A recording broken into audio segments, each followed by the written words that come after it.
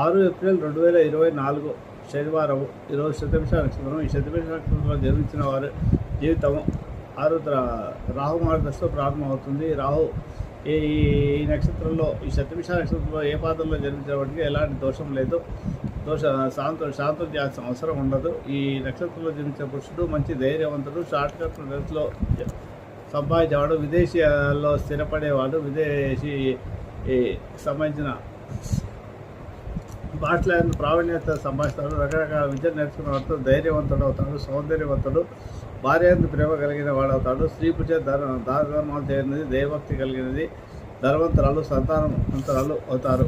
ముఖ్యంగా ఈ రాహుగ్రహము కలియుగానికి రాజు లాంటి వాడు కాబట్టి మీడియా, మొబైల్ వీటి మీదనే ప్రపంచమంతా టెలికమ్యూనికేషన్స్, మీడియా, న్యూస్ పేపర్లు వీటికి కూడా రాహుగ్రహానికి సంబంధించి, ఫిలిం ఇండస్ట్రీ కూడా రాహుగ్రహానికి సంబంధించిందే అవుతుంది. కాబట్టి రాహుగ్రహ